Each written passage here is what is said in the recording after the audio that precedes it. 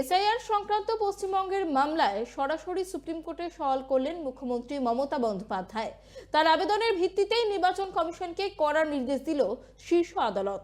স্পষ্ট জানানো হলো, বানানের ভুলের জন্য কারোর নাম বাদ দেওয়া যাবে না। মমতার এই পদক্ষেপকে তৃণমূল ঐতিহাসিক বললেও রাজনৈতিক অসততার অভিযোগে সরব বিজেপি ও কংগ্রেস। তুঙ্গে রাজনৈতিক তরজা।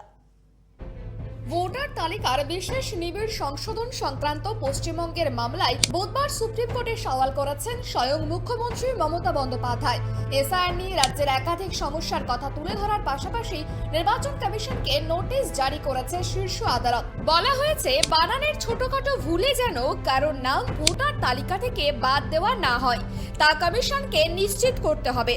ভোটারদের শুনানির নোটিশ ধরানোর সময় কমিশনের আধিকারিকদের আরো সংবেদনশীল হতে হবে। আগামী সোমবার ফের সুপ্রিম কোর্টে মামলাটির শুনানি রয়েছে। সুপ্রিম কোর্টে মমতা বন্দ্যোপাধ্যায়ের সওয়াল নিয়ে শুরু হয়েছে রাজনৈতিক চর্চা। বিরোধীদের নিশানায় তৃণমূল নেত্রী মমতা বন্দ্যোপাধ্যায়। एसआईआर लेकर हल्ला करने का कारण एक ही है। ममता जी जान रहे हैं जब days are numbered, Trinamool accepted, tested and now being rejected. Mamata Banerjee is not a paratrooper politician. वो जमीन का महक पहचानते हैं।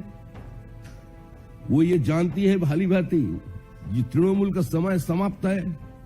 अभी विसर्जन का जो बाजा बजना है वो हो गया है और उसी का कारण आज ये सुप्रीम कोर्ट से लेकर के सभी जगह इसका धरना चल रहा है। সুপ্রিম কোর্টে মমতা বন্দ্যোপাধ্যায়ের এই সওয়ালে বিজেপির পাশাপাশি সরব হয়েছে কংগ্রেসও। এই সওয়াল রাজনৈতিক অসততা বলে কটাক্ষ কংগ্রেসের মুখপাত্র সৌম্য আইচ রায়ের।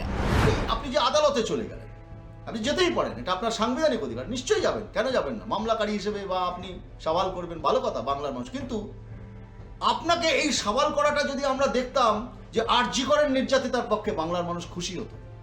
বাংলার মানুষ আপনাকে আবেদনকারী হিসেবে বা সওয়ালকারী হিসেবে সুপ্রিম কোর্টে দেখতে চেয়েছিল চোরেদের বিরুদ্ধে, যেখানে আপনার দলের লোকেরা যুক্ত ছিল। চাকরি চুরি, খাদ্য কেলেঙ্কারি, গরু, কয়লা, বালি পাচার, চিটফান্ড।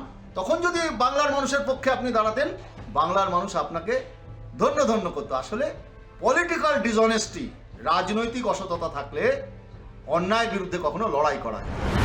অন্যদিকে সুপ্রিম কোর্টে মমতা বন্দ্যোপাধ্যায়ের এই সওয়াল ইতিহাস তৈরি করেছে বলে মন্তব্য তৃণমূলের মুখপাত্র কুণাল ঘোষের। তৃণমূল নেত্রীর ঝড়ের মুখে পড়ে নির্বাচন কমিশন কার্যত লেজে গোবরে হয়েছে বলেও মন্তব্য করেন তিনি।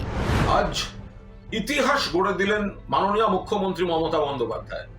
মাননীয় মমতা বন্দ্যোপাধ্যায় আজ দেখিয়ে দিলেন বাংলার মানুষের গণতান্ত্রিক অধিকার রক্ষার স্বার্থে সুপ্রিম কোর্টের প্রধান বিচারপতির বেঞ্চে বাংলার কোন মুখ্যমন্ত্রী এই প্রথম সওয়াল করছেন জাতীয় নির্বাচন কমিশনের বঙ্গ বিরোধী চক্রান্ত, মৃত্যুর মিছিল, হয়রানি, বিজেপির রাজনৈতিক নির্দেশ মেনে যে চক্রান্ত ষড়যন্ত্র চলছে তার বিরুদ্ধে।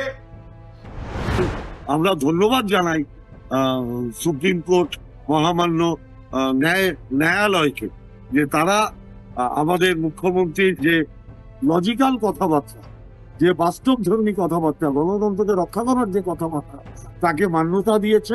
এবং আমরা আশা করি আগামী সোমবার তিনি যেটা শুনবেন, মানুষ যারা গণতন্ত্র যাদের হরণ করা হচ্ছে তারা একটা ন্যায় বিচার পাবে, যার পুরো কৃতিত্ব প্রাপ্য জননেত্রী মমতা বন্দ্যোপাধ্যায়। গত 26শে নভেম্বর থেকে পশ্চিমবঙ্গ সহ দেশের 12টি রাজ্য এবং কেন্দ্রশাসিত অঞ্চলে এসআইআর প্রক্রিয়া শুরু হয়েছে। পশ্চিমবঙ্গে শুনানি শেষ দিন 7ই ফেব্রুয়ারি। চূড়ান্ত ভোটার তালিকা প্রকাশ করার কথা 14ই ফেব্রুয়ারি। সময়সীমা প্রায় শেষ। এই পর্যায়ে এসআইআর নিয়ে মমতা নিজে সুপ্রিম কোর্টে একটি মামলা করেছিলেন। বুধবার প্রধান বিচারপতি সূর্যকান্ত, বিচারপতি জয়মাল্য বাগচি, বিচারপতি বিপুল মনুভাই পাঞ্চলির বেঞ্চে সেই মামলার শুনানি হয়। মমতার সওয়ালের পরেই কমিশনকে একাধিক নির্দেশ বেঁধে দেয় শীর্ষ আদালত। Bureau report, KTV Bangla.